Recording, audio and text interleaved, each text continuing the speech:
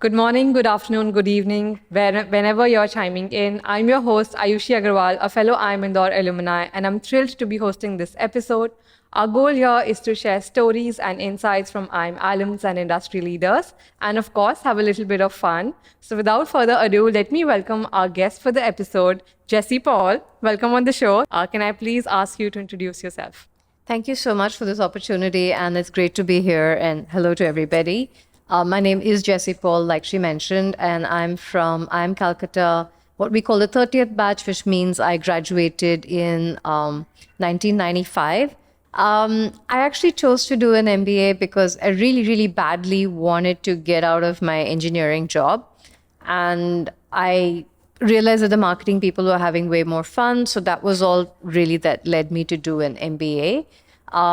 And I actually opted out of my campus placement and wanted to work in an ad agency. So I did that for 3 years.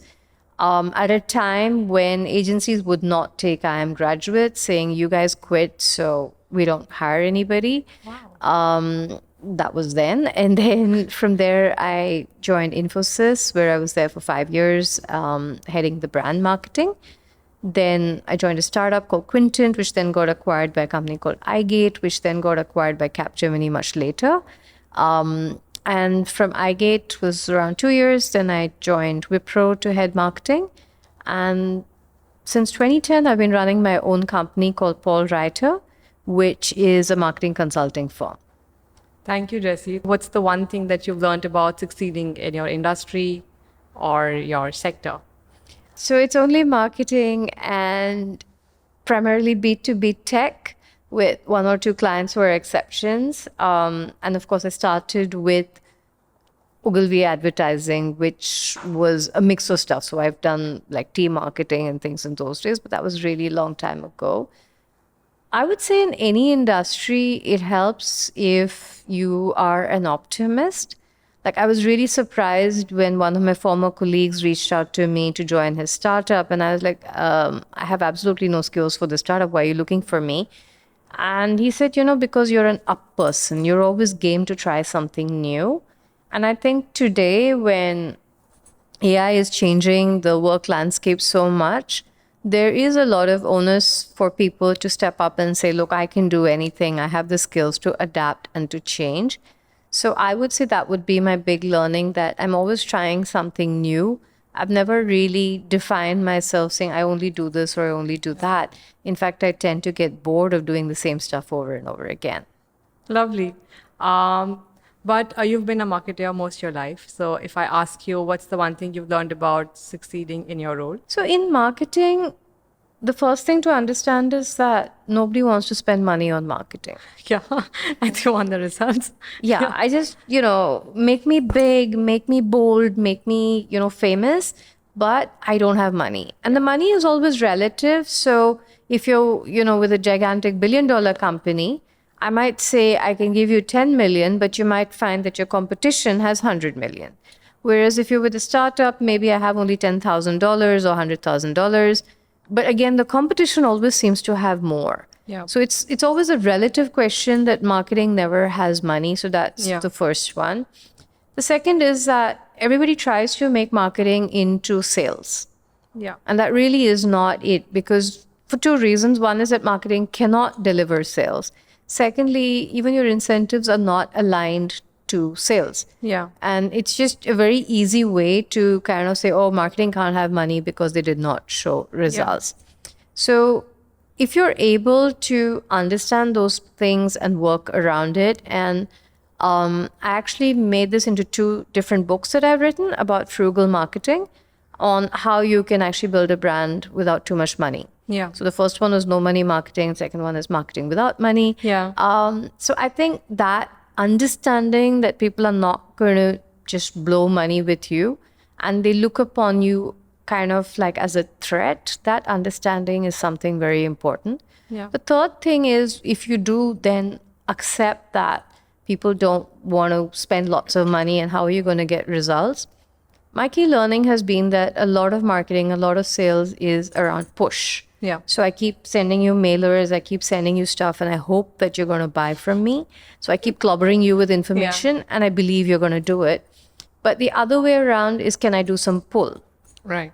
So if I can create a brand where you walk in and you want to buy from me, then life is much easier. Absolutely. So what kind of brand properties can I create where my prospects and customers walk into me and say, I want to buy from you?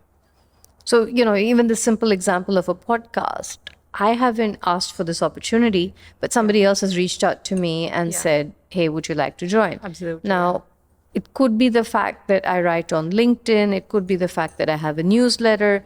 So those are my marketing tools that let you know what I have to offer. Yeah. But you should want to participate in whatever it is that I'm offering, not the other way around. Yeah. If I may zoom in on that, there's always this connotation, and because I myself work in marketing, that you should do more with less. And you've written books on that. Like in corporates, we're always struggling with, okay, this is your budget, and you have to do these many things. And then there's this directive from the management that you got to do more with less. This is it. That's all we have. So how do you help people tackle that? So more with less is always, it's not always, I mean, it shouldn't be the ask. It is, I agree. But that's because then people are focusing on the activities and the inputs, not on the output. Yeah. And again, my background is mostly B2B marketing, not B2C. But I can give some examples. Like, if you look at most B2B organizations, the 90% of your revenue tends to come from maybe 20 clients.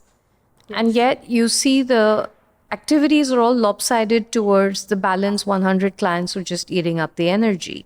So the first is to say, look, you guys don't have that much money. We can't do it equally for everybody. Let's prioritize, and I will show you results based on what I do for these people. So I think the first is to have the brand yourself, that people listen to you when you tell them this. So that's kind of one principle of not wasting money. The other is a lot of companies get bogged down with somebody's pet project. And the pet project tends to be, I don't like the logo. No, its packaging is not very nice. Website is not very nice. Okay. So these are aesthetics that trouble people. Yeah. But then you come down to, does it matter? I don't know. Yeah, exactly. Right? Like, for example, we always have this problem of the website is not looking nice. It's not aesthetic. Okay, yes.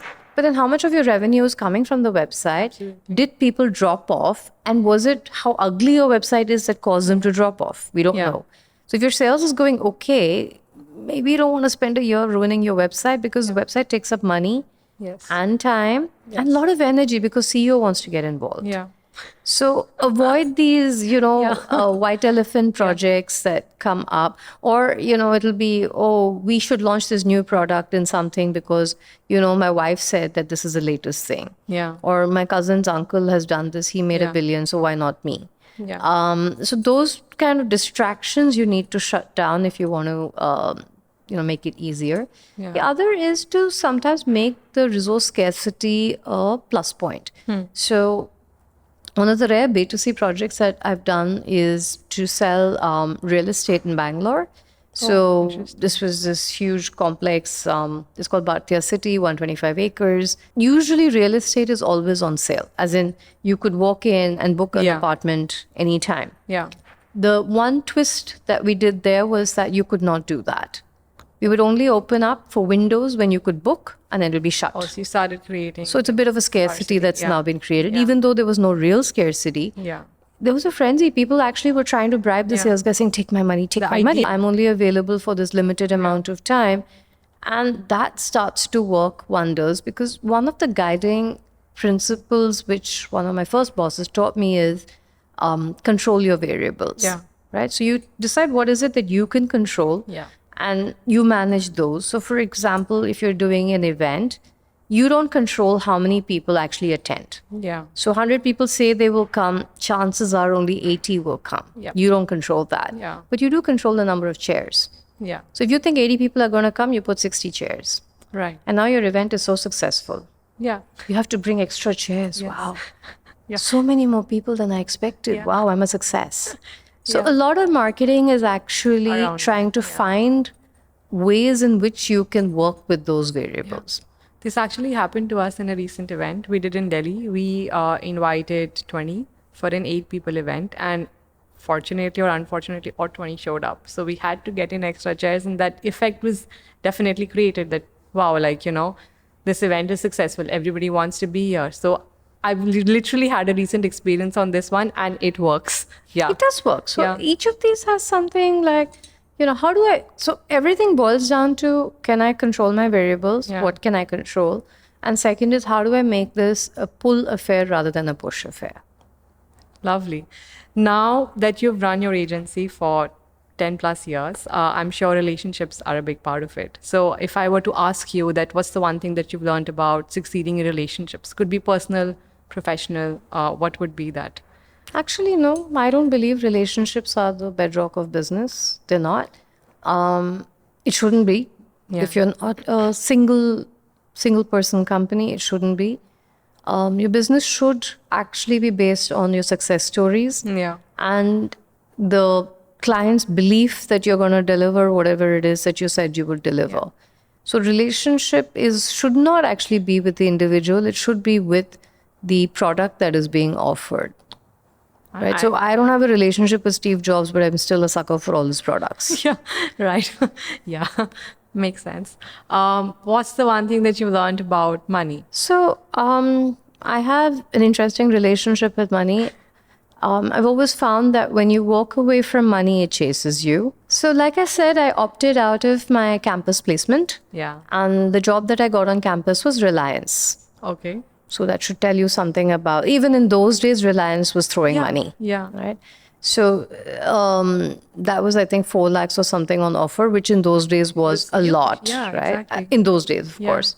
And I'm like, nah, I don't want to do Reliance. I want to do an agency. And then I had to go door to door literally and get a job.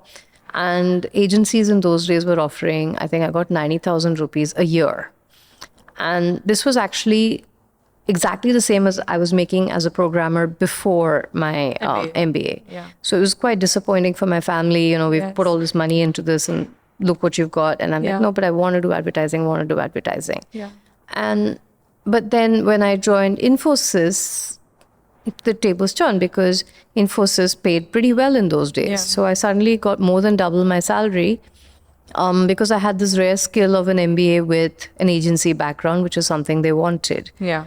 And then there's another story of how I got my Infosys ESOPs, but then I didn't stick around for all of them to materialize. I left roughly half on the table when I quit to join the startup. Because I felt the startup opportunity was very big, was going to help me something. Yeah. So I left what would have then been the equivalent of around 50 lakhs on the table and walked out. Oh my goodness. Yeah, because I really wanted to do the startup. I just want to say, not a lot of people have that much courage to leave that much money on the It table. was so exciting to do the startup. Many people don't look at it like that. So more power to you on doing that. And even, Mr. Murthy was really nice. He actually said, look, I know what you've done. I know what you want to do, but I'm okay if you want to come back. We will reinstate your ESOPs. It's just 6 more months. Just stay. And, he was really, really nice about it. I think, no, I've got to go do my startup.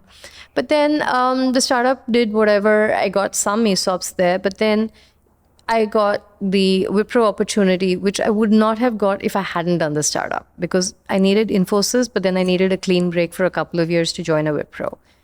Wow. And thanks to Wipro, I was the CXO of a Fortune 1000 company at the age of 35. And then the money, everything kind of settled nicely because of this. And was even able to travel business class, which in those days was a big deal in an Indian IT company. Yeah. And then again, I decided to be an entrepreneur because I wanted to stop the travel, focus on family, which is again walking away from money. Yeah. And surprisingly, the salary or the income, I still have a decent income. Yeah. Every time I say I'll do something different, something does pan out for me. So I did events for many years. Then 2019, I stopped doing events. And then because I got bored and I found it really irritating. And that was a substantial part of my revenue at the time. Yeah. But then when COVID hit, I looked like a visionary. Yeah. People like, oh, you knew and you shut your. But I would have gone bankrupt if we were still doing events at that time, because we would have probably paid upfront for a hotel or something, and then COVID hit and there was no refund for you. Yeah. So a lot of times you walk away from money to focus on what makes you happy, what you feel is good business. I think it does really well for you. You have a very interesting relationship with money. I like money. I'm not saying I don't, but But very interesting. I don't want to do something that would not be interesting for me Yeah. for the sake of money. Yeah. The only time I have done that was my first job, where, again, through some happy circumstances, I got the highest paid job on campus. This was engineering. Yeah. And I had actually gotten into XLRA at the time. Okay. And I didn't write the CAT exam because it's like, oh my God, I've got so much money in this job. Why would I go and write CAT? What is CAT anyway? I'm not doing it. Yeah. And that 1 year was not a great job. So there was some fun. You could travel a bit and things, but I should have realized that this was not something I would enjoy, despite the money. Yeah. Interesting. Which leads me to another question. What is the one thing that you've learned about succeeding in life? So I think the one thing I've learned is that success cannot be defined so easily. Yeah. Everybody has to define their own metric for success. A lot of MBAs define success as money, but I think as you get a little older, you will realize that that's not the sole criteria. Because money has its own, it has benefits, no doubt, but that does not necessarily make you happy. Yeah. So I would look at a more well-rounded model. So one of my bosses, who cannot be named, he told me that one of the key to a good life is how much are you in control of your own destiny. Yeah. And a lot of jobs that pay money or titles don't actually allow you control over your own destiny. So one simple criteria is like, can you choose whether you're going to work or not? Can you choose that you need to take the day off? Can you choose that you have to do this at this time? Or your budget is so much, are you allowed to spend that budget without checking with 10 other people? So the more and more you're able to control your own destiny is when you would feel successful. And that's not necessarily based on how much money you have beyond the basics being met. I'm not saying you do any of this until you've got your basic needs met. But after that, you don't want to go to a job that you don't like because you need the money. That's a really nice thought. It gives me something to think about, definitely. I want to zoom in on your IIM experience. So if I ask you to look back and think about your first day at IIM Calcutta campus, how was that? Our first year was really nice. We showed up for class in black bands because we were protesting the fact that they had given out more offers than they could accommodate. So we were one of the largest batches. So someone convinced us that we had to show up with black armbands, and that's what we did. Wow. That was a very, very interesting introduction to Calcutta and the whole culture. We had Bola the dog welcome us to our first class. And we actually got a letter from our seniors. Those days you still got letters, but we got a letter stating that Bola the dog invites you to join. And and then we went for ice creams at the end of the first day, and I met the future husband. Oh, wow. This is your first day, but if you think back upon the experience, what's the one memory that always kind of comes to your head when you think about your days on the campus? So it was really fun, and the experience actually started even before. So I went by train from Bangalore. So you had to go via Chennai, and you took the Coromandel Express in those days. And one of my future, batchmates was in the same compartment. Okay. And her dad was from the first batch. Oh. So he was there too. So it was really nice because we traveled, you weren't alone anymore, and you had this, companion and so on. I think generally speaking, for me, the whole IIM Cal experience was about, hanging out with people, making friends. That was really what I took away from it. You've actually answered one of the questions I had, that what did you gain from the entire experience? What's my biggest takeaway from AMCAL, let's say it's entry into the WhatsApp groups that are now there. Those are really, really helpful WhatsApp groups. Yeah. Broadly speaking, it's alumni network. More specifically speaking, it's a chance to be on these fantastic WhatsApp groups. Okay. Nice. Interesting. I mean, you want a visa problem, there's a Joka Travelers group. You have women, there's another women's group. Everything has a group. It helped me a lot as well when I moved here. Yeah, so, exactly. Yeah, I've shared that experience. You've been in Singapore for a couple of years now, and Singapore does have the largest IIM alum base here. So, what do you think that IIM as a community can give back to Singapore as an? I think it would be useful to ask what does Singapore want, because Singapore is actually pretty blessed that way. It doesn't have a lot of needs. Yeah. So one is to ask, we've got these resources. Is there something that you would like done? That's one. Yeah. The second is if we were to take up a social cause or something like that, I think what would help is if we had a plan for the year. Right. Where we said, this is what we want to do. And, so every week there is something that someone could come up with. Yeah.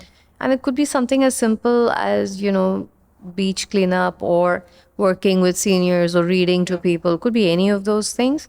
I think overall, the expat community, the IIM community, needs more opportunities to meet.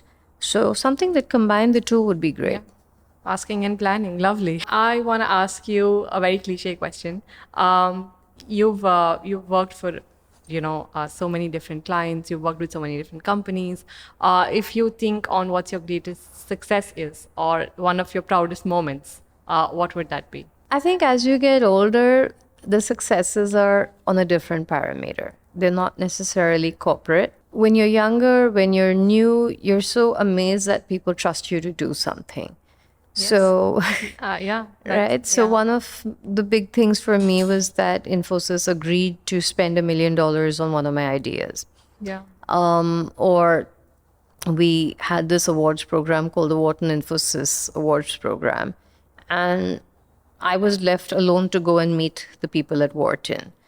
And Wharton seriously was expecting someone older and a lot more people to show up, because this was a meeting with their board members and the dean and whatever. And I'm like, no, it's just me. Hi. And they agreed to let us use their brand name for $20,000, which I think is still an amazing, amazing win. Yeah. So that still professionally is one. But I also, it's not only about the successes, because I've also been unemployed a couple of times. Yeah. So once was when I moved from Chennai to Bangalore, because my husband was moving and I felt it was time to get over Chennai and the ad agency thing. 3 years down the line, it was like, finally, I need to make money. Yeah. But then I didn't get a job. So we moved in December and I got a job only in March. So that was actually a different experience. When I finally did get a job, I felt really happy about it. Yeah. The second one was iGate, where I quit in a bit of a hurry and again did not have a job in hand. So getting Wipro out of that was a huge deal for me as well. And then overall, I'd say making a success out of Paul Reiter has been a huge win for me. Yeah. Because I don't actually have the traditional business skill sets. So I don't have any MBA skill sets as such. So I don't like to be bored. I don't like to focus. I don't like to do the same stuff over and over again. So not going bankrupt is an achievement for me. You don't like to get bored and you don't bore the people around you. But that I realize that business is a lot of, let's do the finances, let's do the collections, let's do the planning, let's do all of that. Yeah. And if you don't want to do that, then you have to live life a little differently. Can I ask you, what was your $1 million idea that Infosys invested on? Oh, sure. So the first one was that when I joined, Infosys had hosted its first customer forum at the Hilton in Minneapolis. Okay. And, we were being told all these things about how Infosys was going to be the next, IBM or the next Accenture. Yeah. And I'm like, I haven't been to the US, but are you sure Hilton Minneapolis is cutting that image that you want? Yeah. And, the sales guys were like, yeah, I kind of agree with you. We didn't send our best customers to that event because we didn't like the idea of Minneapolis as well. And the argument was that, but we're a small company, we're 100 million, we can't afford anything more than that. I'm like, then don't do it. Yeah. because you are selling a story of somewhere here, and then your Some actually. imagery is just not matching. Yeah. So my pitch was that we were going to host the next year's event at the Waldorf Astoria, New York. Oh. I said, at least by brand name, people will come because it Yeah. sounds so fancy. And that was the gamble. It sounds very interesting. You've not had the traditional choices, which I really admire. Not a lot of people have the courage to do it, but I'm sure it was difficult. It comes with its own challenges, difficult times, and how did you kind of navigate through them? So I think it's your ecosystem that matters. So as long as your family is not calling you a failure, then all is good. Yeah. And if you have a family that has different yardsticks of success, Yeah. then you have to introspect and say that, do I really want to take their opinions on board? Although everything that you've done is out of the money, career, and business construct, but still, if I were to ask that, like, what are the extracurricular things you've done out of the money, career, business construct? Like, what would that be, and what would you like to share with our audiences? For most of my career, I liked working and my work was fun. So I never really looked for anything else. I mean, I read a lot of books. I played Scrabble both offline and online, and that was pretty much what I did. And for a large part of our lives, we were so tired, we just slept on weekends. Okay. I distinctly remember a holiday in Sri Lanka where we went for a weekend. Yeah. And we just slept through the weekend. It was just so nice to be able to sleep with nothing to do.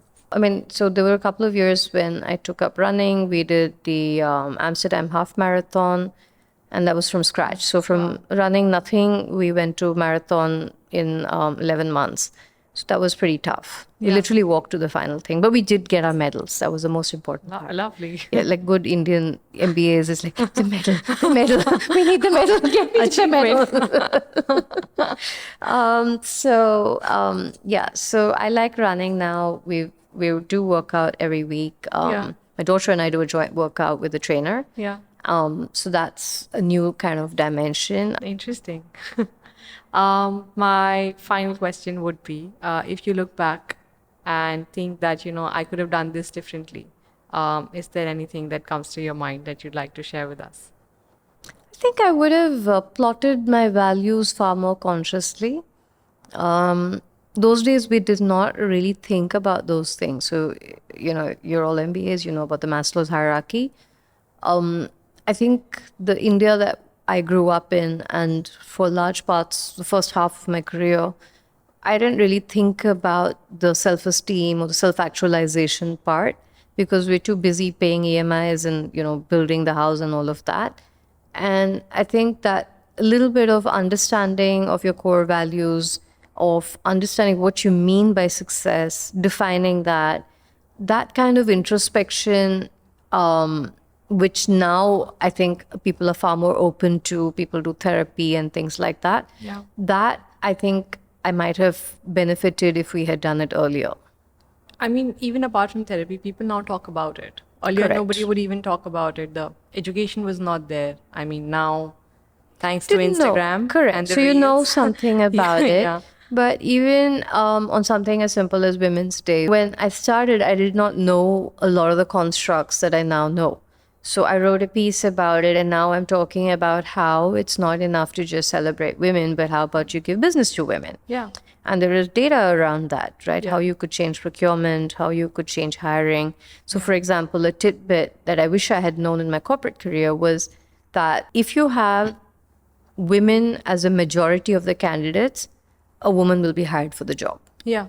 If you have men as a majority for candidates, the man is going to be hired. This is on as small a sample of 3. So if you have 2 men Okay. and 1 woman applying even for a role like nurse manager, the man is getting the job. Because we have a bias towards status quo. Right. So if you see more men applying, you assume it's a male-oriented job, and you Yeah. by default, even though the word sounds different, you give it. So these are some of the constructs that I wish I had known earlier. Yeah. But the data just did not exist. We did not know how to ask. We didn't know about it. If I may, zoom in on that a little bit and ask you that it's always different for a female as compared to a male. Like in your journey throughout your working life, were there any challenges that you felt that, of course, a man is not going through that and I'm going through that? And how did you deal with them?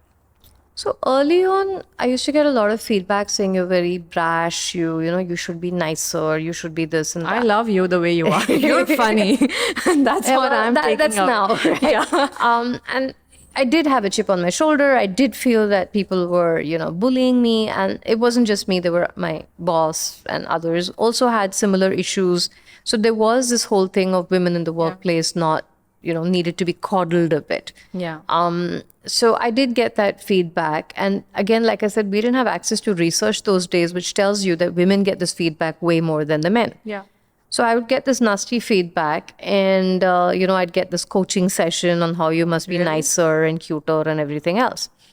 Because I was told I was too blunt, too rude, too whatever. But if a man is doing the same thing, they wouldn't My get point that. was, yeah, exactly. We had men literally shouting over there, and I never shouted. So what we got, so it clearly was a biased feedback based on, because it was 360-degree feedback. Yeah. So again, I'd have this big chat. And then I figured that, look, it's not reflecting in pay hikes, promotion, or anything. So I just ignore it and move on. That's a good way to deal with it. Yeah, I mean, if your outcome is not being impacted, then clearly they don't care enough about the feedback Yes. to actually do something. Yeah. Then I didn't feel like changing myself. So that was definitely one feedback that, people definitely think women should be nicer than men in a similar position. Yeah. The other big kind of finding for me was that I had gone for a meeting in a fairly fancy building in Bangalore. It was the GMR headquarters in those days. This was before they were big and famous. And I'd gone on a weekend, and we were on the director's floor, and I wanted to use a restroom. Okay. And I couldn't find a women's toilet. This would Later, have been it was still 2003. 50 And we years couldn't later. find a women's toilet. And so I go, and I was having a meeting with this person. I was like, I can't find, come on, of course there is one. We walk up and down the corridor. Yeah, you're right, there isn't one. There's only men over here as label directors. 2003, we did not have a... So then we went to the security guard, and he's like, yes, sir, I mean, this is director's floor. Why would you need a women's toilet over here? Oh There's my one on the other goodness. floor. You can go use that. So, it's not that long ago that perceptions were so different.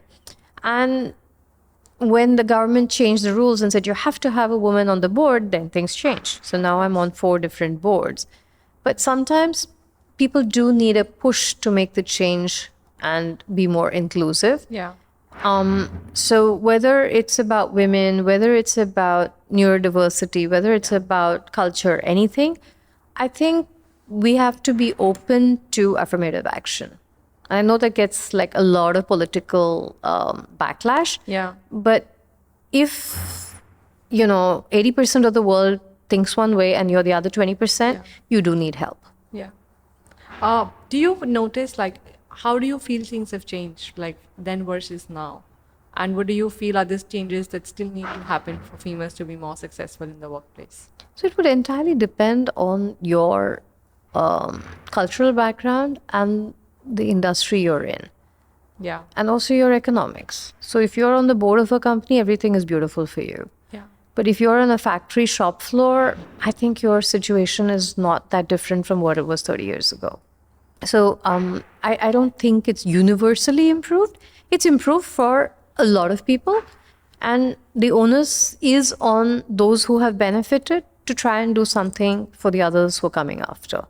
And this is where, again, this whole affirmative action is something that a lot of women have trouble with. Yeah. Saying, I made it without any help, so why should I, do this? Yeah. But you were lucky, and we don't necessarily know what made you different. Yeah. And Right. sometimes your situation's right. Sometimes So- you have good circumstances. Right. So if I say that I grew up in a village, that is true. Did I go to a village school? That is true. Did I study in a bad school? True. However, there is a flip side that English was literally my mother tongue, which gives you a head start. My dad was educated, gives you a head start. Dad did not stop me from doing engineering, another head start. Yeah. So everybody's story is a mix of things, and I would say the English itself was enough of a boost that could overcome everything else. So everybody had, so if you're successful, someone believed in you. Yeah. And every person doesn't have that. Yeah, that's true. Yes. Any parting thoughts? Anything that you'd like to share with the audiences? A lot of IIM alums or aspirants must be listening. Anything that you'd like to say to them or share with them? Yeah, so my only one piece of advice is if you want something, just go out and ask for it. You'd be surprised at how often you get it. Thank you. Thank you so much. Thank you for being on the show, Jessie. It was real fun talking to you, and we will be back again with another episode. Thank you.